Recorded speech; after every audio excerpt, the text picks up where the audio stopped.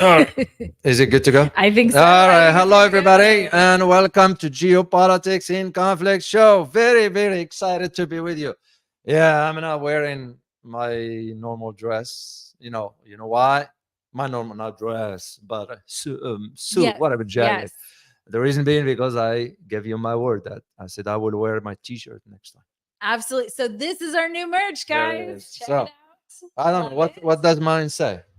I'm gonna Guy, stand up yeah. here. What does it say? Guys, can you read it? It says geopolitical Okay. strategist. I didn't even know. I just wore it. Well, it is Anyway, our new merch. very, very, very excited to be with you guys. Hope you had a good weekend and you had a good beginning of the week and you are to a good start. Well, we got an interesting topic talk to you today about, of course, what took place in Damascus, in Syria. Very, very troubling. That's the way I categorize it right now. But there are also reasons for all why is that happening, and this is what we're going to be providing you some analysis about all this. Then we might talk about something else, like for example, Janet Yellen's upcoming trip to China. What is she going to China for? I know I talked about it on the other channel, but still, I'd love to talk more about it because there is a lot to cover on that. So, anyway, how's your week? How's your whatever? It's actually pretty great. So I had Yeah. my birthday a little, I guess, a week Oh, I ago. think I was there, Yeah, right? you were Yeah, there. I think I was there. Yeah, I hosted the Amazing. birthday in my house. Yes, it is true. It was fun. It was And I fun. had friends and family come over. and Yeah, it was actually, I do have a wonderful. picture somewhere. I did send them to you, by the Yeah, way. you did. Thank Okay, you. so well, good. Yeah. Good. No, just another year. It's As we grow older, it's it's kind of true. it's just in numbers. In all fairness, though, I think it's important to celebrate every year of your life and try and make every year better than the last. I celebrate every day I because do when I too. wake up, I'm still alive, breathing. I'm Yeah. just grateful to be alive for another day. But at the same Absolutely. time, you kind of be mindful of those are less fortunate than us. Definitely. I saw yesterday a poster by a U.S. Air Force pilot Mhm. who's now going on a hunger strike. Oh wow. He For was what? he was in front of the White House. Yeah. He's saying that he said, how can I be in this where the kids in Gaza are starving? So Yeah. you Well, give a guy, absolutely. it's heartbreaking, but And it's hard to watch. Yeah. I mean, globally, I think that's a very hard situation to watch. And that leads us directly into our topic. yeah, and this is what we're gonna be talking about Iran. Jeez. Now, the key question you're gonna ask is why Israel is attacking, because this is brings memory, at least for me. But I'm gonna ask you a question because you should know also what this reminds you of, and I'm gonna give you a hint. It happened in Europe. So if you can type in a chat box what this attack of Israel of the Iranian embassy reminds you of. So, and I am very, very curious to see your answer. But first, of course, we say hi to everybody. John Smith from New Zealand. Who else? Francis Tango, as always. Chanel, as always. Aladdin K, good to see you. Reynold Lazaro, good to see you.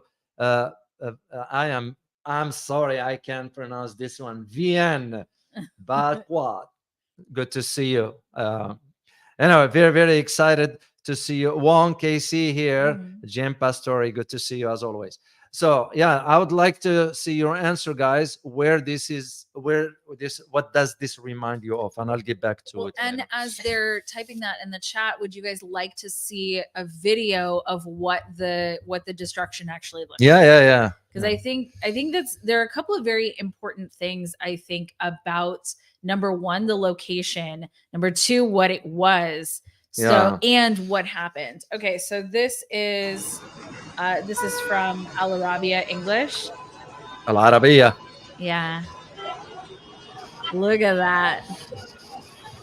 Yeah, it's this is, in my opinion, is blatant violation of international law. That's what it is. Do you want to know what's on the other side of this? No. Yes. The Canadian Embassy. Oh, was it hit too? No. Oh. But how crazy and how desperate were they? Yeah. Because what would have happened if they had hit the Canadian Embassy? Well, nothing. Because what Canada will do? Canada is weak. No. Yeah. No. I Nothing. think they would have had to have responded. No, they won't. I disagree with you on this. I bet you Canada won't lift a finger. Okay. Canada is so weak. But that's impossible. Okay, so let me share with you guys this map really quickly, because David, look at or wherever on your computer, you don't have to look at it on the big I one. can see it here.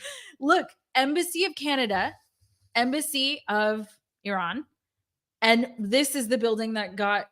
I don't know if you guys can see my little mouse, but this is the building that got demolished. It's the middle one. Look at this. Yeah. Yeah.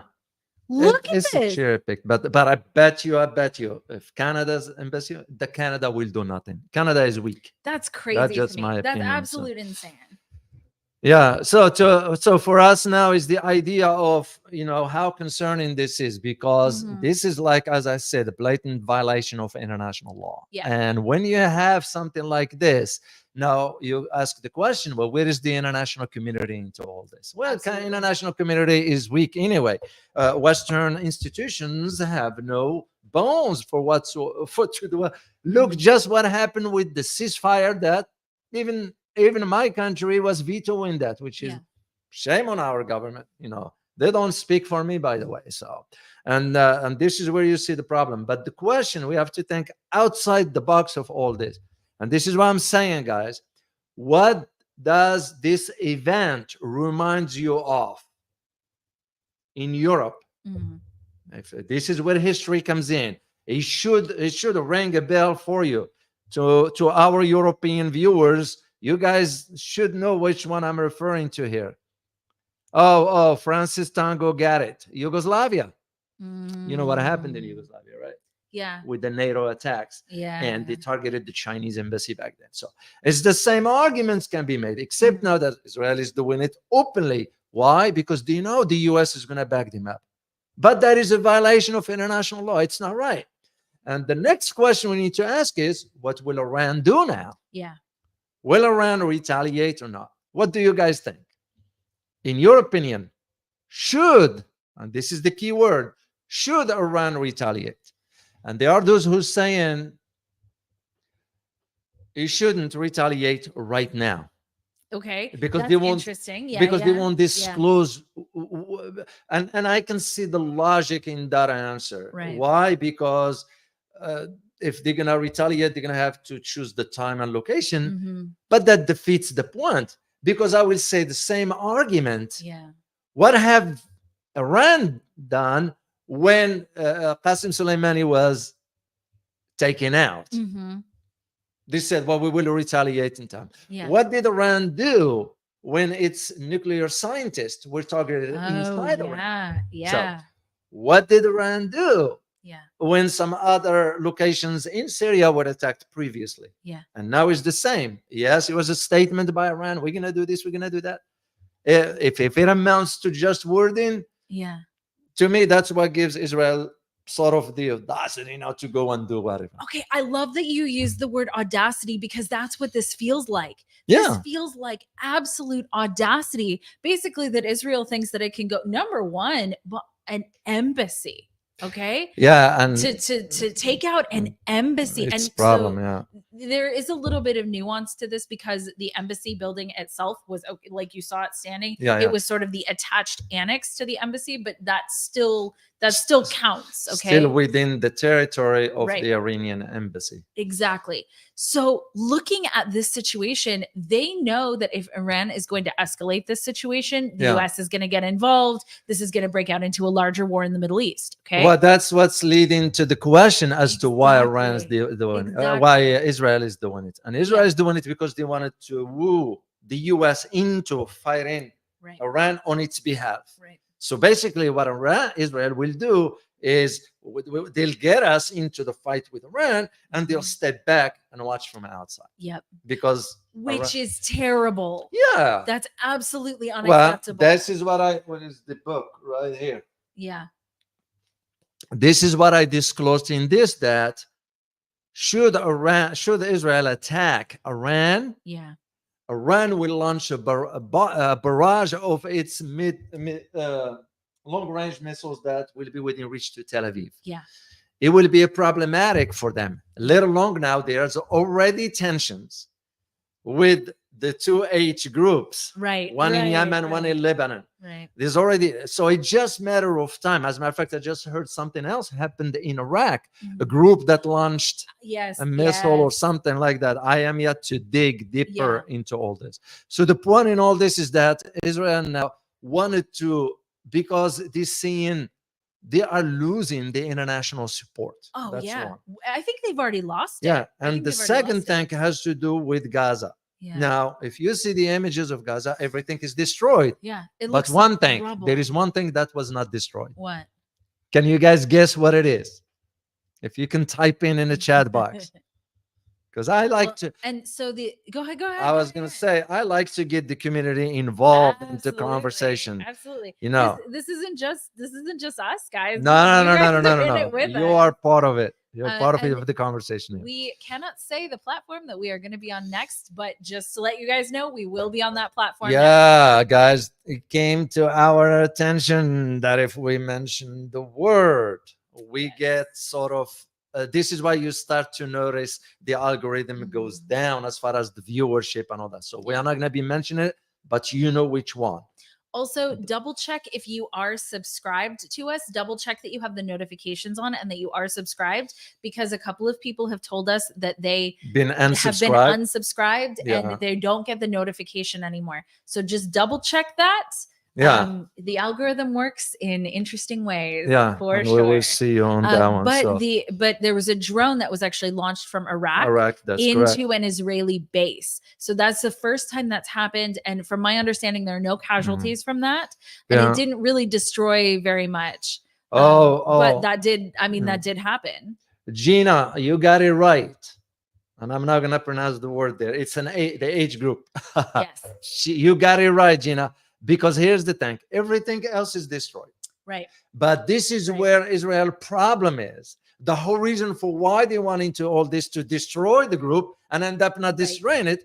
And now is creating this, I won't call it diversion, but we got to create more conflict is because Israeli people. Right. I don't know if you saw the demonstrations inside Tel Aviv. They want Netanyahu out immediately. Yeah. So there is chaos inside Israel. So to Netanyahu saying, hey, if we attack Iran, Iran's going to retaliate us. See, absolutely that's exactly a much bigger situation. And there is the wild card into all this. You know what the wild card is? What? Russia. Absolutely. Because Russia, what did Russia just stated a few days ago? Absolutely. Russia stated that the Golan Heights belong to Syria. That is a profound statement coming out of Russia. Yeah. And the reason for that is because now Russia and Iran, they're going to be coordinating their efforts in Syria to start dealing with Russia already warned Israel about flying some missiles, something they will shoot them down. Yeah. This is the reason why Russia, guys, back then during the height of the civil war in Syria, went ahead and moved the S-400 missile systems. The advanced systems, they moved them there.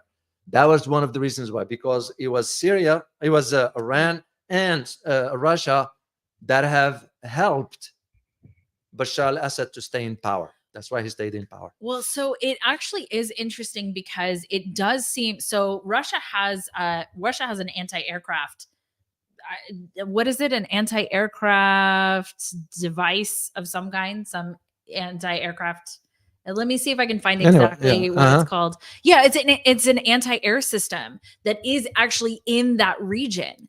But the only one there is the S-400 missile system. Yes, that's the anti. Yes, exactly. Yeah, that's the one. So, but they've got it there, but they're not using it, which I think is a very interesting choice, because Russia, you're right, did come out and say, we absolutely condemn this. The Vienna Convention says that this is unacceptable. We cannot do this, but they do not seem to be using their S-400 missile system in the aid of Iran, which I think is a very interesting choice. Yeah, but they won't use that for the justifications for this, because they have other systems that can shoot down the missiles. You don't need that. But that's for the fighter jets, the main ones. Right. And Israel is not flying over. Israel is sending missiles. Right. So they are not going to use that one will be used for the jet, the fighter jets. Yeah. But also Russia will not do it, right, because if it does, that means Russia and Iran are right, together, right, and which will escalate into even Yeah, further. So I want to bring in an actually a very interesting other piece of this, and that is oil prices. Because we yes, cannot take any type of conflict outside of oil and yeah. gas, unfortunately. That's the whole That's reason why we went there in Syria to begin with. exactly. Yeah. Okay. So one of the most interesting things is that since all of this has sort of happened, Yeah. we are now looking at a 2% increase in crude oil globally. And that's a really big problem for an administration that is trying to get reelected in November. And so right now we have an administration that is talking. So two big things happen in terms of oil and gas. And if you guys follow oil and gas, it's worth following if you're not.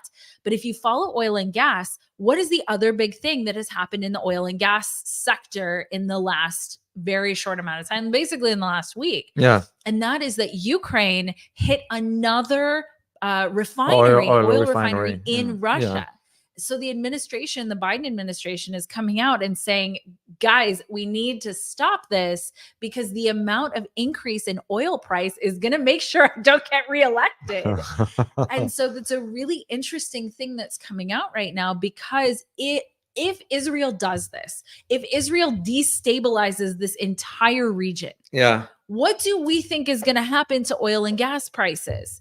Yeah, they're gonna shoot up. If Ukraine disables Russia's ability to export oil and gas, because they've decreased it by 14% already, Russia's ability to produce, to export. Really. Yeah. What do they think is going to happen? Well, for Ukraine, it's just a matter of time anyway. Yeah. It's as a matter of fact, Russia gave an ultimatum to Ukraine to turn over the individuals who were involved, including the head of their. They conducted their FSB conducted the investigation. What's going on there? And fun, amazing how fast they pinpoint exactly the individuals. So Russians now giving the Ukrainians ultimatum. So I wonder what they're gonna do. But yeah, it just is going some direction. And for Israel to attack the embassy at this time, at this juncture, it just. But the main aspect of it is they wanted the U.S. to get in a war with Iran. The neocons, those who are in favor of wars here in the U.S., are in favor of something like that.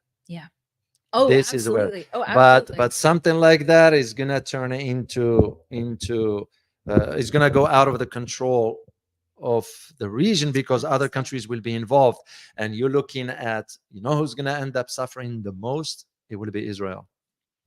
I unfortunately, because it there's will really end good up people suffering in Israel. That's not okay for them to it's gonna there will be no difference between good and bad, because if you are there, because it's gonna be from all different angles. You're looking at age group in Lebanon, age group in Yemen, then you look at the age group within Gaza, then you look at Iraq, then you add Iran, and you don't know what Russia might provide as far as weapons to do so. So it will not bode well for Israel. But beside all this, the fact that international law has been violated openly. That is where the problem is. And it becomes now upon this international community. When you say international community, we're referring to the international institutions, that they are weak, they are useless, they are incompetent, they are, whatever term you want to use, because that just shows you couldn't restrain. Even now, Norway is saying, well, Israel has to abide by the order of the ICJ, the International Criminal Court of Justice. Like, nobody's abiding by them. It just talks. And this is why I go to your point earlier. If Israel attacked Canadian embassy, Canada won't do nothing. Canada is not in possession to do that. What I will say, though, is if it did accidentally end up hitting the Canadian embassy, I do think that the people would get a lot more angry. So do I think the government would which do people? Anything? The Canadian people. What they're going to do? Look what happened with the trucker. Look what happened with. As a matter of fact, now there are more demonstrations now in Canada going on. You know why?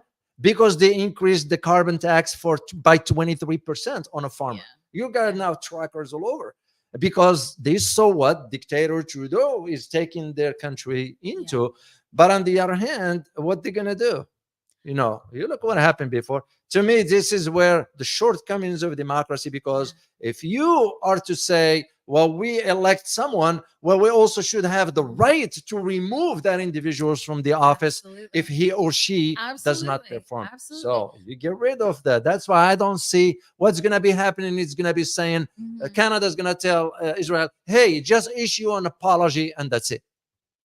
I will say, so I do agree with that, but I will say I personally Yeah. believe that the people, us, Canadian people, American people, wherever you are, have more power than we think we do, because we do have the power to influence policy. If as a whole, a population is like, no, this is not okay, we do not want this, and continue to put pressure on our political leaders, Yeah. I do think that some change can happen. Now, does the system need an overhaul? Yes, the system needs a massive overhaul. Every part of our system is broken and nobody has any faith in it anymore. Yeah, right? well, you look Absolutely, at you look at true. like the representative from the Senate, I believe, Mhm. the one who issued a statement yesterday by saying, "Hey, you should use the similar approach to Nagasaki and Hiroshima on Gazans." Yeah, that's what he said. That's what our That is this is a unacceptable. representative, That is and unacceptable it to tells say you something right like that. there what the type of politicians we do have in sort of in Congress. You know one of the things that bothers me the most, Yeah. and I want to preface this with, like, I think that it is critically important to be able to defend yourself. Absolutely. Yeah. There are bad people in the world. You absolutely need to defend yourself. But I think that there is a representation of a lot of what's happening that is so there's so much agenda behind Yeah. all of it. Yeah. And that, to me, the CEO of TikTok is from Singapore, Yes, I know. and he had to keep correcting the people who were interviewing him, interviewing him. like the idiot Tom Cotton asking him, "What is your connection to And Chinese he's like, government?" I'm from Singapore. I'm Singaporean. What are And you Tom talking Cotton about? was Right. He that kept shows you. going. It shows you. I was like, hey, the guy's from Singapore. Leave him alone. It's the idiocy. Right? It's the idiocy. But the point is that a large percentage of people get their news from places like TikTok. And if you can't control the narrative, then and I think that's actually one of the big things that's happened here. Yeah. Is what is Yeah, that? I'm showing that one. I'm showing the image of. No, go ahead. You just keep going. Okay. Keep going. I'm showing the image of Okay. the senator. This is the senator. His name is Tim Walberg. He's from Republicans, and he's one who said, and I quote, "Eliminate them like Nagasaki and Hiroshima." That's What a shame. unacceptable. What a shame. That's human beings. Yeah. And most of them are innocent in terms of war. I mean, that's not, this isn't a bunch of, this isn't a bunch of fighters. This is mostly civilians. And in any situation, it's mostly civilians. But that it really, really bothers me how much agenda there is behind absolutely everything. It's like if somebody is not gonna benefit, then it doesn't happen. Yeah. And TikTok, I firmly believe that TikTok should stay in the hands of those that it is in right now. And let me preface it with this also, because I do believe China is spying on the United States. The United States is also spying on China.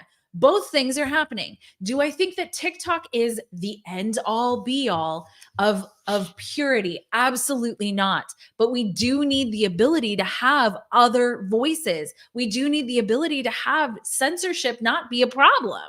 Yeah, well, this is why I think for the Chinese government, they rather have it banned than being sold, which they will never allow it. It won't be a smart thing to do, let alone some billionaires in the US offering about 10% value or even 30%. Right.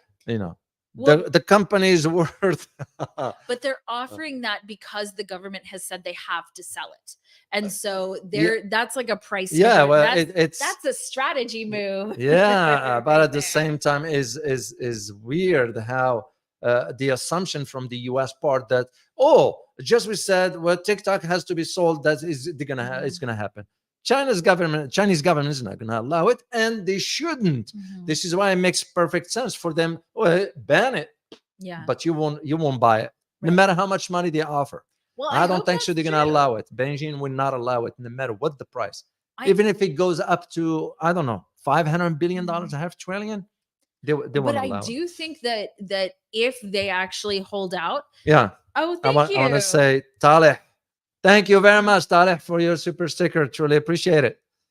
And this is where the idea of why it's the same arguments can be made now Yeah. about the upcoming trip of Janet Yellen to China, because the common sense is, what is she going there for? Why she's going there is because the United States needs people to fund the United States. We need more debt. We need money. We need money. So you're gonna go back to China. Well, It's begging. what other country I have has one. the I have one. capital I have to one. be able to fund the US? India. I do. I have one. Yeah, yeah, Canada. India, yeah. I'm joking. Okay. Well, I mean, India I'm to some joking. extent. India India, does have no, money. India is in no possession to even. They can't even build their own infrastructure. They're gonna give money to the U.S. You're talking Sure. about buying treasuries here. Right. know, Right. That's I was just joking. Well, Or even well, how about this? No, Why Canada the U.S. can't. didn't go to Western Europe? Yeah. Why didn't go to Western Europe and ask for money? The economies are not comparable. There's just absolutely Yeah. no way. We would drain Europe. We would drain all the other countries of their money completely just to pay the interest Yeah. on our debt We and are- still yeah. not be able to pay for anything. We are de-industrializing Europe anyway.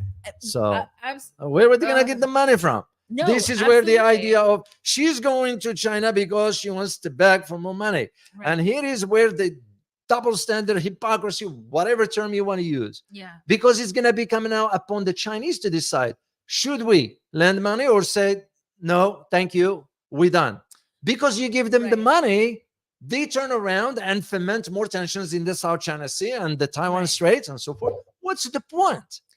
Well, so it's interesting because China's in a really odd predicament because the US absolutely is like on one side, like, oh, China's super bad. Yeah. And there's a lot of push in the United States right now to, not let China buy land here, not let China do this, Yeah. not let TikTok exist, all of that stuff. Very anti-China. But on the other hand, if China owns the bulk of our debt, who is the master? Right? The person who owns the debt is the master. If the person who needs money is the slave, more or But less. that one, big if, because China is not interested in that anymore. Did you know they dump now from 1.3, I think, don't quote me on this exactly, because it was 1.2 to 1.4. I don't know the exact number. They dumped it from 1.2 or 4, whatever that is, trillion to 857 or 870 billion. Yeah. That's all they hold right now. Now, who's moving up to the top spot? Is Right. Japan. Right. Japan that is now holding more, given that the yen is going down. As of yesterday, I looked at the market. Right. It's showing down. So to China will be like, why buy more debt of this? Because they could sink even the US further down Right. by dumping another $100 billion. Right. Sell it. Well, and to who, right? Like, who's going to end up picking that back up? Give it to Japan. Well, Or give it to some South Korea, whatever. But Japan also isn't a giant economy, right? And so we are facing, the United States is facing a huge crisis. The dog wants it. The dog wants to get in. You wait. We have 2 team dogs, guys. No, it's the idea of, because to me as an American, it's very embarrassing.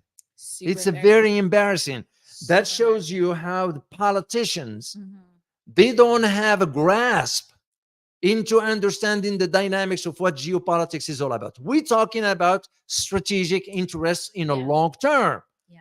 We tend not to see that way because we think about the next quarter, the next elections. Right. The next election. Because here's the thing. Absolutely. If we go with the assumption, this is a big assumption. Let's hypothetically assume that China will agree to buy more debt. Of course, they have to have something in return. Sure. I can think of one example. Lift the sanctions on the chip. Yeah. Let's hypothetically, the US said, okay, China, we will agree to your demand. Right. We lift the sanctions. The China buys more treasury, we get more money. Yeah. Then you get the next elections. Someone else wins the presidency here in the US. Right. The first order of an executive order is to reimpose the sanctions. Right. What is China's going to do at that time? They already bought the debt. Well, and they that has in certain ways actually happened in China.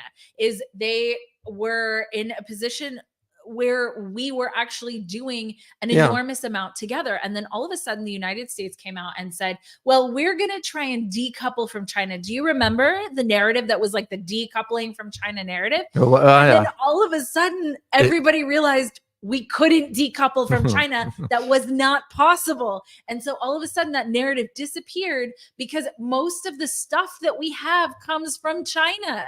Right? If you want, because they now have the appropriate infrastructure to make most of the things that we have, whereas the United States doesn't have that infrastructure and isn't on a path towards regaining the bulk of that infrastructure. We are on a path to regaining some of that infrastructure, but certainly not all of it, and certainly not at the same cost. And I think that is critically important to pay attention to. So I know that Janet Yellen is going to China to basically beg for more money. But the problem is there is no willpower in our government to bring that debt down. When you have debt, what is the thing that you do? You pay it off. That's true. Right? You pay off that debt. You try at least to bring it to a manageable level, because there's a level of debt that is reasonable to have if you're a company or a large corporation or a high net worth individual. There are ways to make debt work. But right now, that is just go ahead. Don't worry. Don't worry. I know what I'm doing here. Is that if you can? Yeah, I'm gonna share this with you guys because I have to click on this one here because they need to see. Okay. No, go ahead. It's in line with what you're saying. I don't know if you guys can hear. Or see it. Hear what? I don't think they can hear anything. Is it playing something? Yeah, presidency. I don't think so. Guys, can you guys just give a thumbs up if you can hear presidency? I don't know. Nobody is saying anything yet. You may have to click on it on the thing itself, David. Click on the link. On the link? Yeah, on the link itself. So yeah. Click it here. Your computer. No, they can't hear it. They can't hear it. Okay, hold on. Here, let me tap it. Yeah, click. Yeah. Click on it. Click on it. Perfect. Right. Yeah. Click on that. Okay. Nothing. It probably opened in another tab, and you have to share that tab. Technology. Technology, guys. Technology. Let me see this one. Yeah, it's because it's very, very interesting. Yeah. Well, and I hope Janet Yellen gets some more magic mushrooms. I think. Oh, there it is. Yeah. No. Yes. Go ahead. Is it going? I don't think they can. Anyway, what president? Here, send it to me. There it is. 交流合作 Hold on. Yeah. 交流合作，最后交融，那不就你中有我，我中有你了吗？思想上也是一样，不同分歧，交流合作。Okay. 最后交融。And basically what presidency is saying, you guys keep voting for clown leaders. Clownish. He used the term.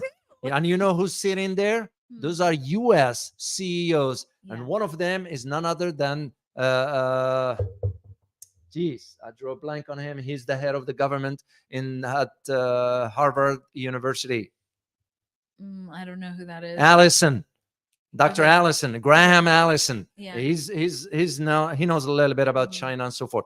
But the fact that here he is, the president, grant them an audience. Also, it shows you where the differences is, because you ask yourself, they are there first. Yeah. Okay. Then all of a sudden you have Janet after that. Who's going to go after this? Right. Because we're seeing the same playbook here. Right. It's the same playbook. Yeah. Last year we did the same. Last year did the same. Who won after her? It was Secretary of State. Yeah. Then who won after that? Yeah. The U.S. representatives went to Taiwan. Yeah. Yeah. So that just doesn't, and this is what just my thinking is while we're talking about this one, to put it in perspective, the idea of, it's embarrassing you are Super you are fomenting tensions, bad mouthing a country, stabbing the country in the back, and going back and please, can you help us with some loan or whatever? That just well, the problem is that that's not ultimately going to keep working. no. And so, you know, I Janet Yellen, I'm not going to stand up for Janet Yellen. Okay. Absolutely not. But I will say that she is in a challenging position that she did not put us in. So we do not seem to have any political will. We do not seem to have any citizenship will to stop the massive bleed of spending. I don't know. You know, right in the United States, it's we're in a bad position. It's hard because whoever wins this election, I think many people don't want either of these. We don't have any leaders. That's the we point. don't have any. Is so there was not anybody put forward that I think the bulk of Americans would actually want to vote for. And so that to me is why voting in a sense is actually the illusion of choice and not choice. Is it a choice between Biden and Trump? Yes. Okay. So that is in a sense a choice. Yeah. But if you had the choice of every single person in the United States, every single United States citizen to choose from, would you choose either of these people? I saw a poll that said 38% of Americans believe that Biden won't live. Like, because he's old, because he's so old that he won't make it through a second term. So, and honestly, Trump is not much younger. Both of them are older gentlemen. And yes, that means that comes with some wisdom, but that also comes with some problems. Your grandparents are not out there trying to be president because they have so much energy. You know what I'm saying? And you know, people who are older, I think, have an enormous amount of potential wisdom to give. I absolutely honor people who are older, and I think that they are a critical part of our society. But do I think that they should be president? No. Just like I don't think a teenager should be president. There is a set of years where you are your strongest, and as a president, you have to face really hard things. Well, one thing I'm gonna have to push back against, not a push back against, but I won't use the term gentleman. Because I know what you meant. I know what you meant. You meant well with that. But to me, it's like Trump is for Trump and Biden is a liar. Simple as that. So the way it is. But the idea, just to put it in perspective here. So here she is going to go, and like to China is going to be thinking in terms of, well, we all see where America's headed. We all know where America's headed. You know, let them print more money. When we all know this is where most Americans have no clue.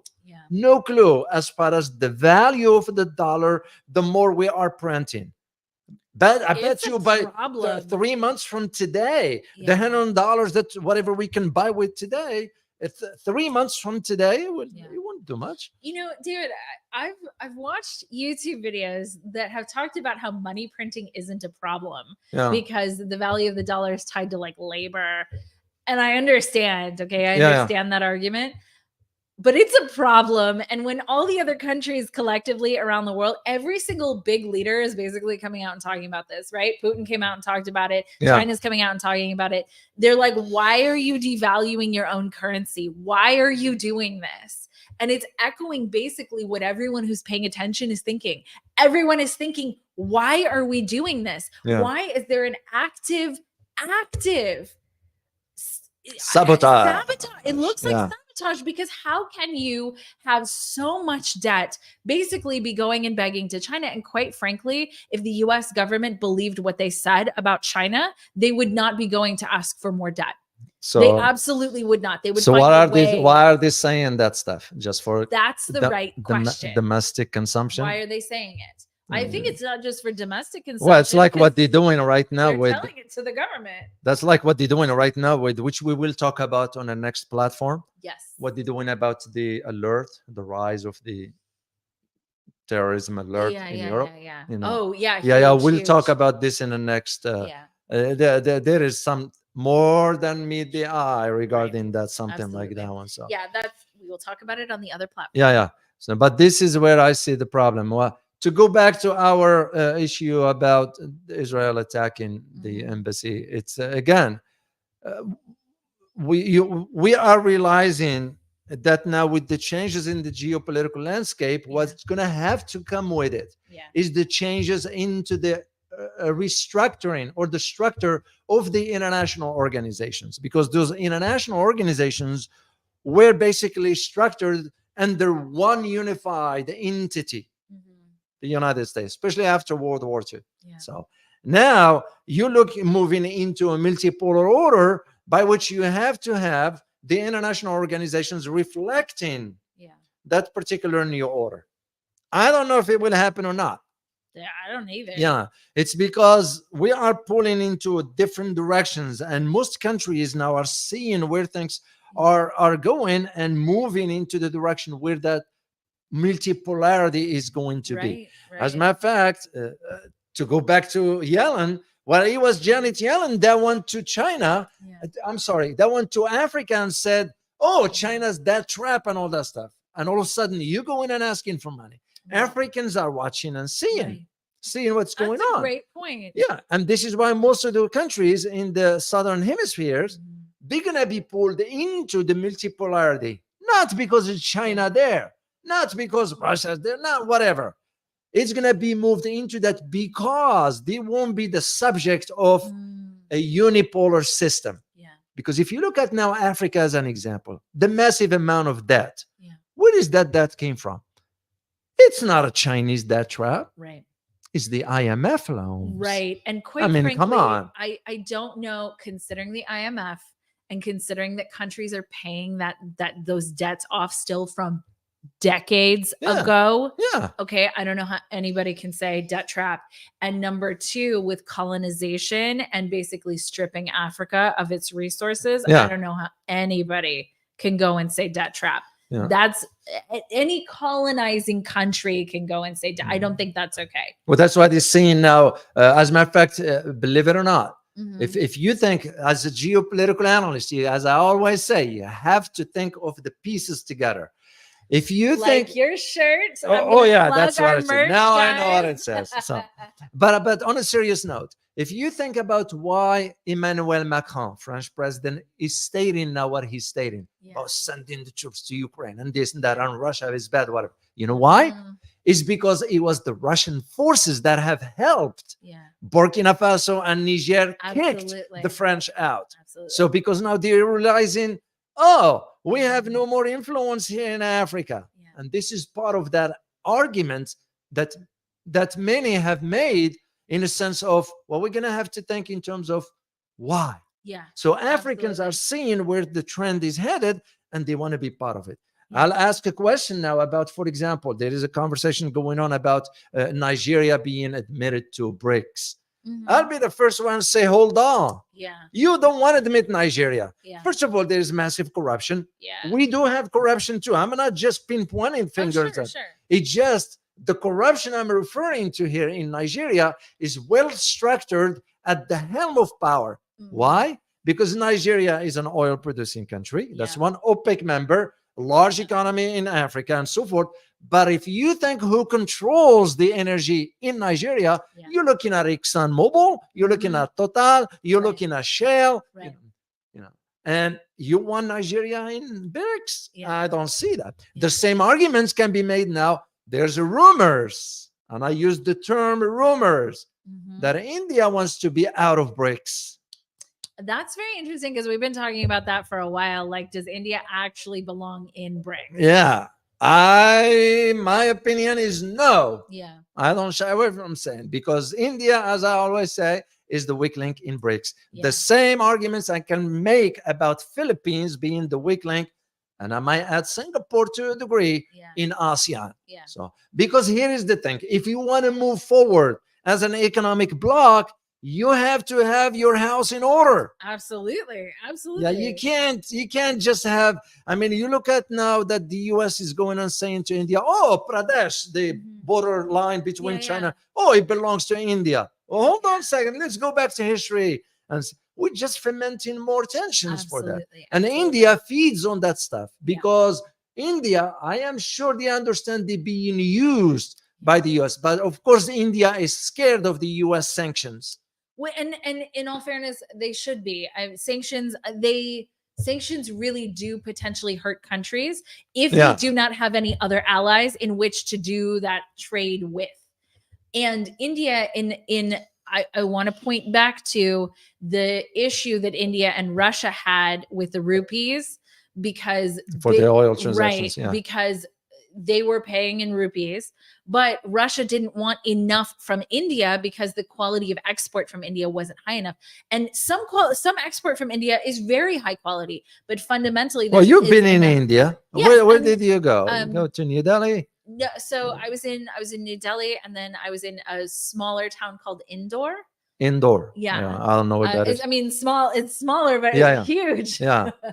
But my I had an Indian, one of my closest friends was in my wedding. She was a bridesmaid at my wedding. I loved India. No. The people absolutely beautiful. The people were phenomenal. It's just what Modi did for the country for the last 7 years ain't good. Let's just say it, sir. I'm not judging the guy. I'm not from India.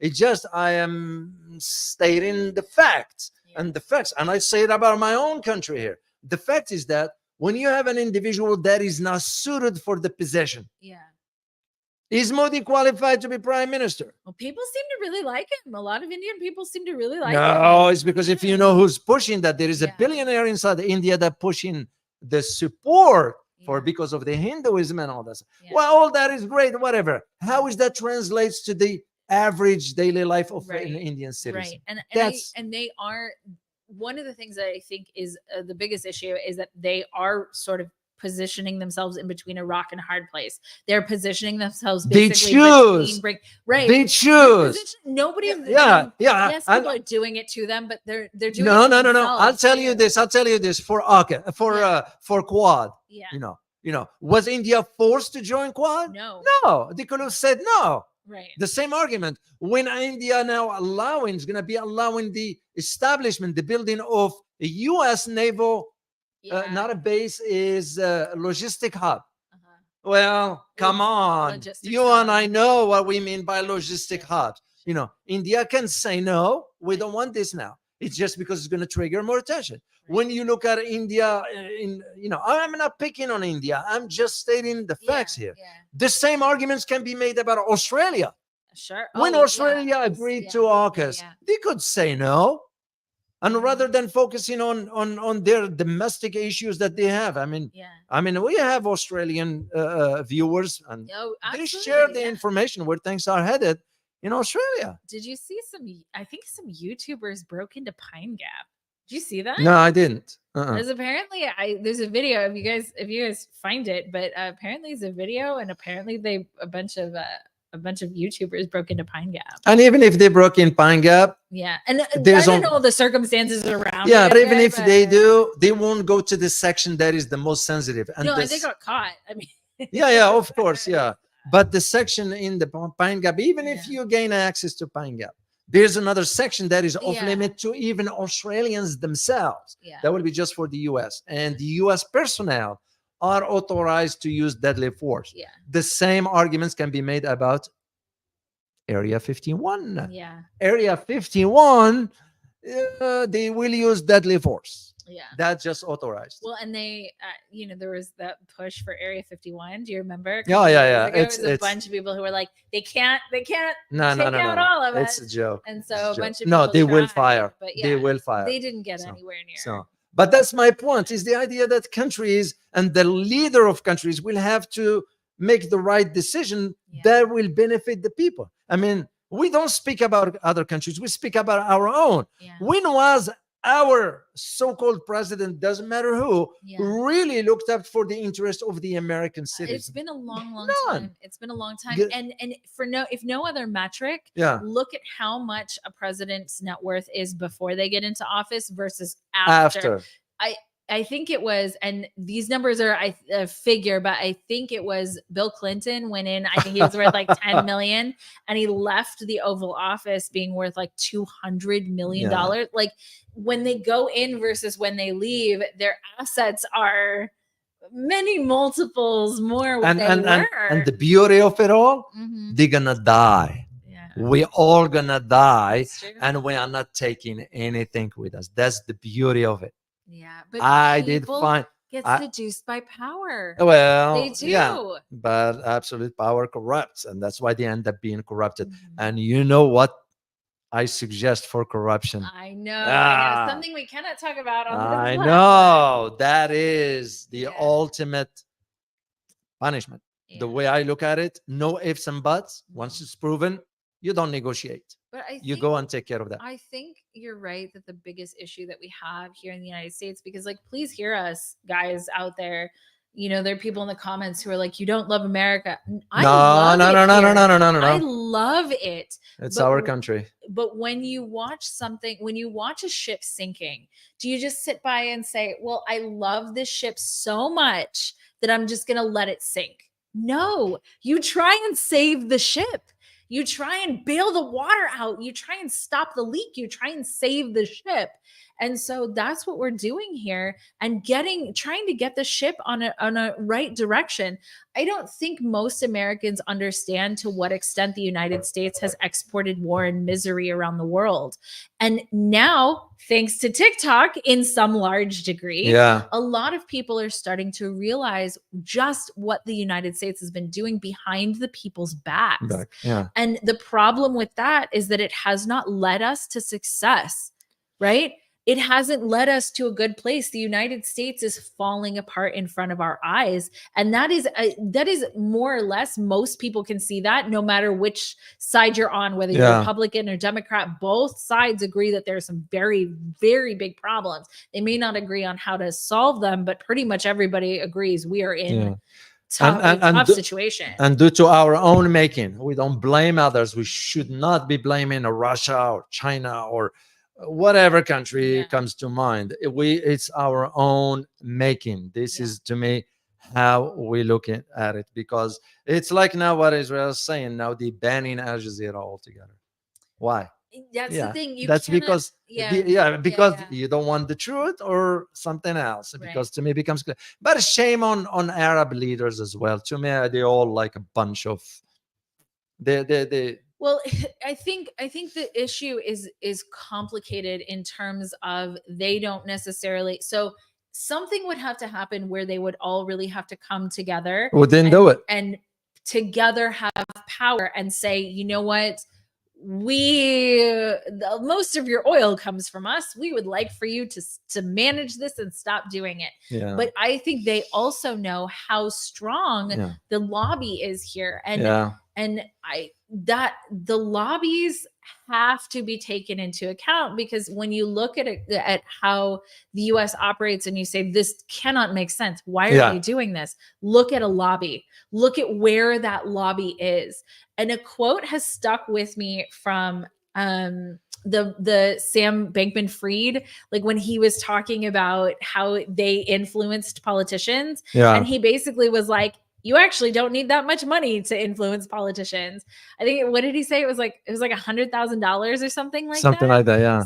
And that stuck with me, because I was like, for $100,000, you can basically buy someone's support in doing something that isn't necessarily good for their constituency. Like, at least charge more than that if you're going to be. That's true. If you're going to be bought and paid for, at least charge more. But but for the joke, guys, but for the Arab leaders, it's kind of they're wimps. They are so weak. I bet you if every government in the Arab world, and in the Arab League, there are about 22 countries. If they ask the population, would you want us to go? The population will say yes. They will get a full support. But the leaders are corrupted because their money is in a private banks. You look at now Egypt. You know how we silenced Egypt? Do you know how? We gave them $8 billion through IMF loan. $8 billion IMF loan. Where that $8 billion is going to go? It's going to go to, and you know who manages the economy of Egypt? Is the military. So this is why I think it was on the Saudi book that I wrote. No, I don't think we have it here. We don't have it here. Anyway, the Saudi book I disclosed about Hosni Mubarak at that time when he died. $30 billion in his account, private in an account. Well, think about it. Think 28 or 30, somewhere around that. Think about it. How long he's been in power for? Do you know? No, I don't know. How long? 30 years. Wow. How much we give Egypt every year? I think it's 2 billion. It used to be 2.2. Yeah. We dropped it to 1.7. Now we Yeah. dropped it to 1.4, I think. Well, do the math. Wow. So he was taking at least $1 billion out of that every year. And again, I'm not Something the like guy is dead anyway, but Yeah. but to me that's the point. So, but Arabs, because leaders are thinking in terms of their own the survival of the regimes and their kids. And you look at now Egypt and Jordan talking, it's nothing but hypes. Yeah. They're just wimps. And this is where the idea, to go back to your point about for us Americans, if we don't learn now that people learning about American history or whatever. Right. I am reminded of a very interesting a quote from a Confucius philosopher back then. So Confucius said, and I quote, "He who learns but does not think is lost. He who thinks but does not learn is in great danger." Yes. And unbelievable, because that's spot on. And this is where I see this is going. So well, that counts for everyday life too. Yeah. If you don't learn from your experiences, you are doomed to repeat them until you learn. That wasn't that Savante that said we don't to repeat them. Savante. It was Savante said that. All right, guys. Well, we're gonna take a few questions, but we're gonna see you on the next platform. Yes. You all know what it is because we don't say the word anymore here. And we want to thank you for your continued support. It means a lot to us. We don't take it for granted. And we want you to know that. Check out our merch. And yes, if you want to support, buy a t-shirt or something. Well, dude, I think I like these t-shirts. Somebody said that this looks like it's very trippy. I'm not going to say the word on YouTube, but it looks like it's very trippy. But I didn't realize that at the time when I had these designed, when I designed these. But I really like that. I really like it. Overall, it feels to me like really opening up your mind to what's possible and sort of the deeper meaning in life. Yeah. Did we put the link for the next one? I did not. Oh, the link to the merch store, guys. No. Oh, the next one. Can somebody in the comments put a link to the next show in the next platform if they have it? Yes. Yeah. But also, I think Francis Tango asking about the link, but the link to probably to this, the merch. Yeah, probably the merch. It's up there. It's pinned. For me, it looks like a white box with some letters in it and you like highlighted yellow.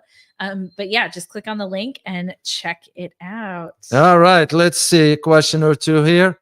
Yes. I'll take it from Army with Harmony. Question: will Janet Yellen order the garlic chicken? No, because there is a national security issue with garlic. The Chinese, it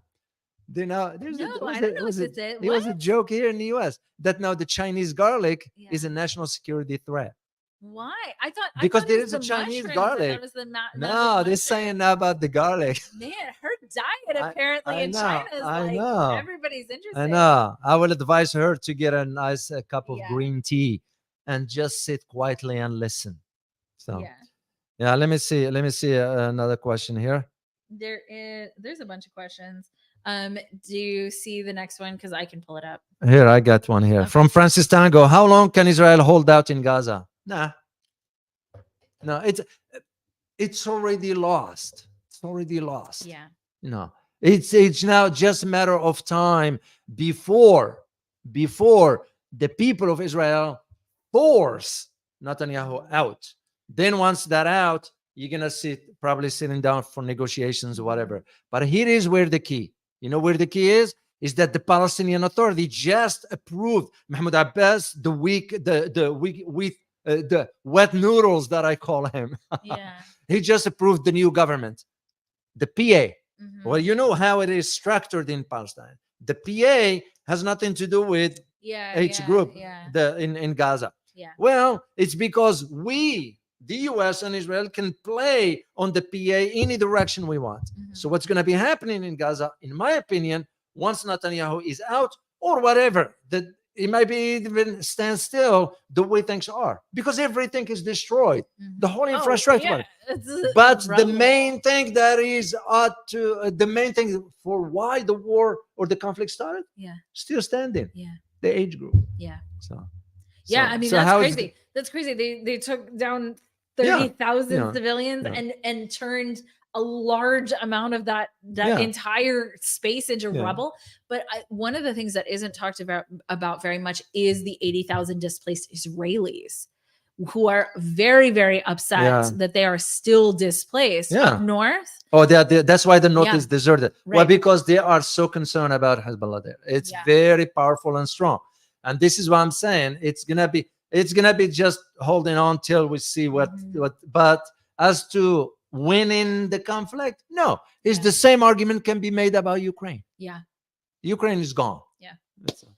Let's see one more question, and we go to the next platform. Someone is just joining, and it is not Casual Tuesday. It is not Taco or T-shirt Tuesday.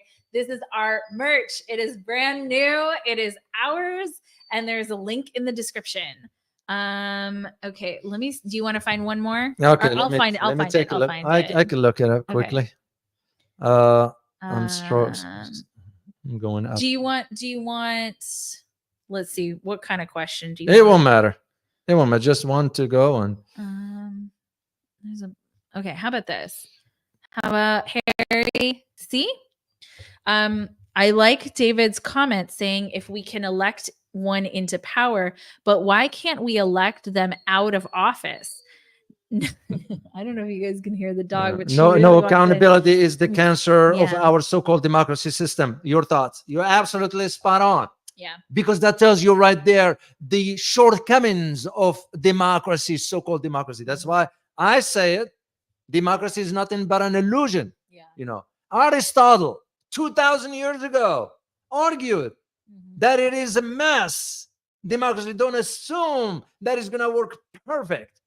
But we know it's not perfect, but we've abused it beyond. This is where the issue is. And you're absolutely correct. If we are to elect someone, we should have the right to get him out of the office. You don't do the job, you're out. Straightforward, there is no ifs and buts. But here's the thing. This is what I see happening with our country. That is the massive amount of divisiveness is preventing any of that from happening.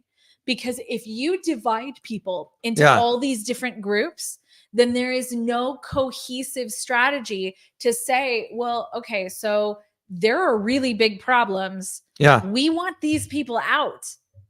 But together, the people have to realize that it's not I was raised that you judge somebody based on who they are as a person, not based on any external factors, but who they are as a person. Are they a good, decent, thinking, learning person, right?